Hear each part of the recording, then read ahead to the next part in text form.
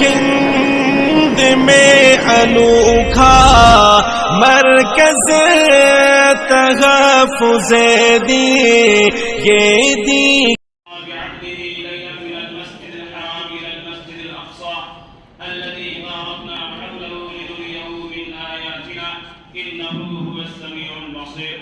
فقال النبي صلى الله عليه وسلم الصلاة معراج المؤمنين أو كما قال عليه الصلاة والسلام.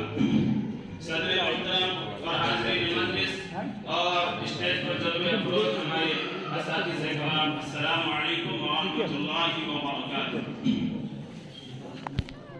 اسلامی مہینوں کے اعتبار سے مہینہ رجب المرجب کا چل رہا ہے اور اسی مہینے کی 27ویں تاریخ کو میرے اور آپ کے آقا تاجدار مدینہ محمد عربی صلی اللہ علیہ وسلم کو معراج نصیب ہوئی. دنیا میں جتنے امام الانبیاء آئے ہیں، جتنے پیغمبر آئے ہیں، اللہ تبارک و تعالیٰ نے انہیں ان کی شان کے مطابق معراج نصیب فرمائی. حضرت ابراہیم علیہ السلام کو معراج آتش نمرود میں ہوئی تو حضرت یوسف علیہ السلام کو معراج کنویں میں ہوئی. حضرت یونس علیہ السلام کو معراج مچھلی کے پیٹ میں ہوئی. بہرحال جتنے بھی انبیاء علیہ السلام اس دنیا میں مبعوث ہوئے ہیں، اللہ تبارک و تعالیٰ نے ان کے شان و مرتبے کے مطابق معراج نصیب فرمائی ہے. لیکن میرا اور آپ کے آقا تاجدار مدینہ محمد عربی صلی اللہ علیہ وسلم وہ امام الانبیاء ہے جن کو معراج عرش عظیم پر ہوئی. پیارے آقا ہانی کے گھر استراحت فرما رہے ہیں اور آپ خواب اور بیداری کے درمیان ہیں کہ معراج کا بلاوا آ گیا. حضرت جبرائیل علیہ السلام حکم خداوندی کے مطابق دروازے کا راستہ اختیار کرنے کے بجائے چھت کا راستہ اختیار کرتے ہیں اور امام الانبیاء کے سامنے آگے کھڑے ہو جاتے ہیں. عقیدت محمد کا تقاضا یہ تھا کہ عام لوگوں کی طرح نہ جگائے جائیں، لیکن امام الانبیاء کو جگانا تو ہے، خبر تو دینا تو ہے. امام الانبیاء کو جگانا تو ہے اور خبر تو دینا تو ہے. حضرت جبرائیل علیہ السلام فرماتے ہیں کہ مجھے کچھ سمجھ بھی نہیں آیا کہ امام الانبیاء کو جگاؤ تو کیسے جگاؤ، خبر دو تو کیسے خبر دو. امام حضرت جبرائیل علیہ السلام فرماتے ہیں میں اپنے تمام مقابر پر کے ساتھ حضور کے قدموں پر گر پڑا. حضور فرماتے ہیں کہ جب مجھے خبر ملی حضرت جبرائیل علیہ السلام مجھے اٹھا کر آپ زمزم کے پاس لے جایا گیا، میرا سینہ چاک کیا گیا، میرے اندر سے دل نکالا گیا. دل نکالنے کے بعد اب زمزم سے دھویا گیا. میرے اور آپ کے آقا تاجدار انبیاء محبوب کبریا محمد صلی اللہ علیہ وسلم فرماتے ہیں کہ مسجد حرام سے مسجد اقصی کے درمیان کا سفر کرایا گیا. اس درمیان میں مجھے کچھ عجائبات کا نظارہ کرایا گیا. امام الانبیاء فرماتے ہیں کہ میرا گزر ایک ایسی جگہ سے بھی ہوا جہاں پر کھجور کے درخت بہت زیادہ تھے. حضرت جبرائیل امین فرماتے ہیں یا رسول اللہ صلی اللہ علیہ وسلم آپ یہاں پر اتر کر 2 رکعت نماز ادا کریں. حضور فرماتے ہیں کہ میں نے 2 رکعت وہاں پہ نماز ادا کی. پھر تھوڑی دور آگے جاتے ہیں، راستے میں ایک بوڑھا سے سلام کرتا ہے. حضرت جبرائیل فرماتے ہیں کہ یا رسول اللہ اب ان کے سلام کا جواب نہ دیں. پھر آگے فرماتے ہیں کہ میں تھوڑی دور اور آگے چلا، ایک بوڑھی سلام کرتی ہے. وہ حضرت جبرائیل سلام فرماتے ہیں کہ یا رسول اللہ آپ ان کے سلام کا جواب نہ دیں. حضور صلی اللہ علیہ وسلم بہت پریشان ہے کہ آخر کیا بات ہے کہ مجھے سلام کا جواب دینے سے روکا جا رہا ہے. حضور فرماتے ہیں میں تھوڑی دور اور آگے چلا، تمام ایک جماعت تھی، جماعت نے حضور سے سلام کیا اور حضرت جبرائیل سلام فرماتے ہیں کہ یا رسول اللہ آپ ان کے سلام کا جواب دیں.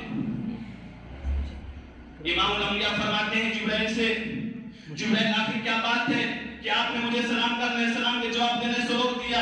حضرت جبرائیل السلام فرماتے ہیں یا رسول اللہ صلی اللہ علیہ وسلم آپ کو پتہ نہیں کہ وہ جو برا شخص تھا آپ کو جو سلام کر رہا تھا وہ برا شخص و شیطان تھا، وہ بری تھی، وہ دنیا تھی. ان دونوں کا مقصد یہ تھا کہ اپنے طرف مائل کریں. امام الانبیاء علیہ السلام فرماتے ہیں کہ میں مسجد اقصی پہنچا. مسجد اقصی پہنچنے کے بعد میں کیا دیکھتا ہوں کہ تمام انبیاء علیہ السلام جمع ہے. حضرت جبرائیل علیہ السلام فرماتے ہیں کہ میں وہاں پہ جا کر اذان دی. اذان دینے کے بعد نماز کے لیے صفیں درست کیے گئے. امام الانبیاء اس انتظار میں ہے کہ نماز پڑھائے تو کون پڑھائے. حضرت جبرائیل علیہ السلام فرماتے ہیں کہ میں نے حضور کے دست مبارک پکڑ کے آگے مصرف کر دی. میرے اور آپ کے آقا تاجدار مدینہ محبوب کبریا محمد صلی اللہ علیہ وسلم فرماتے ہیں کہ میرا پھر دوسرا سفر ہوا آسمانوں کا. پہلے آسمان پر حضرت آدم علیہ السلام سے ملاقات ہوئی. حضرت آدم علیہ السلام سے ملاقات ہوئی. حضرت جبرائیل السلام فرماتے ہیں کہ میں نے پہلے دروازے سے کھٹکھٹایا، اندر سے آواز آئی تم کون ہو. حضرت جبرائیل السلام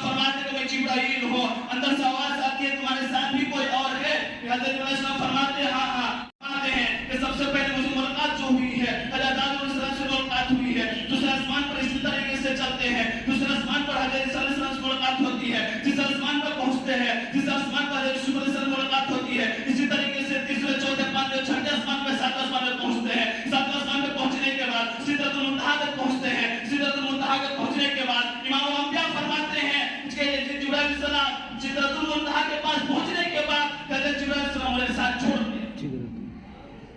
حضور فرماتے ہیں جبرائیل ام ہانی کے گھر آیا, تمہیں کچھ نہیں بولا,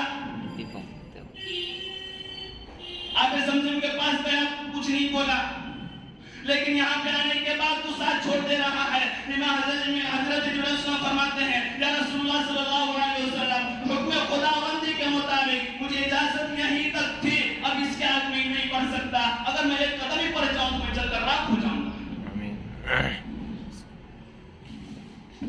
جل کر راکھ ہو جاؤں گا. امام الانبیاء علیہ السلام اللہ تبارک و تعالیٰ کے پاس پہنچتے ہیں, واپس میں گفتگو ہو رہی ہے. گفتگو ہونے کے بعد حضور صلی اللہ علیہ وسلم وہاں سے لوٹ رہے ہیں. لوٹنے کے بعد اللہ تبارک و تعالیٰ نے تحفے میں دے رہے ہیں نماز. نماز بھی اور 3 چیزیں بھی دی ہیں, بہرحال اس کی تفصیل نہیں کروں گا. نماز کی تفصیل یہ ہے کہ اللہ تبارک و تعالیٰ نے پہلی مرتبہ 50 نمازیں دی ہے. وہ نماز لے کر آ رہے تھے, نماز لے کر آ رہے تھے, لیکن حضور علیہ السلام میں قربان جاؤں اس نبی پر, میں قربان جاؤں اس نبی پر. امام الانبیاء علیہ السلام اس نماز کو لے کے آ رہے ہیں, لیکن دل میں یہ بھی نہیں سوچے میں اتنا سارا نماز لے کر آ جا رہا ہوں, کیا میری امت نماز پڑھے گی, میری امت نماز پڑھے گی. امام الانبیاء علیہ السلام جب راستے میں ہیں, حضرت موسیٰ علیہ السلام سے ملاقات ہوتی ہے. وہ ملاقات ہونے کے بعد فرماتے ہیں یا رسول اللہ صلی اللہ علیہ وسلم, آپ اللہ کے پاس گئے تھے, ہدیہ میں کیا ملا ہے, تحفے میں کیا ملا ہے؟ حضور فرماتے ہیں 50 نمازیں ملی, 50 نمازیں ملی ہے. حضرت موسیٰ علیہ السلام کے کہنے پر حضور کو پھر واپس بھیجتے ہیں اللہ کے پاس. اللہ کے پاس بھیجنے کے بعد پھر فرماتے ہیں کہ کچھ اس میں تخفیف کر دیں. اللہ تبارک و تعالیٰ 5 نمازیں تخفیف کرتے ہیں. پھر آتے ہیں, پھر ملاقات ہوتی ہے, پھر بھیجتے ہیں, پھر اسی طریقے سے 5 کرتے کرتے آخری میں 5 بچ جاتی ہے. حضور فرماتے ہیں کہ وہ 5 نمازیں میں لے کر آیا, تو رات دن میں مجھے یہ دل میں کھٹکا کہ میں دنیا میں تو جا رہا ہوں, مانے گا کون, مانے گا کون؟ جبرائیل علیہ السلام فرماتے ہیں یا رسول اللہ صلی اللہ علیہ وسلم, تمام کفار مشرکین انکار کریں گے, ابو قحافہ کے بیٹا عبداللہ اقرار کریں. میرے محترم بزرگ اور دوستو, اللہ تبارک و تعالی ہم سب کو ان چند باتوں پر میں اپنی تقریر ختم کرتا ہوں. وآخر دعوانا الحمدللہ.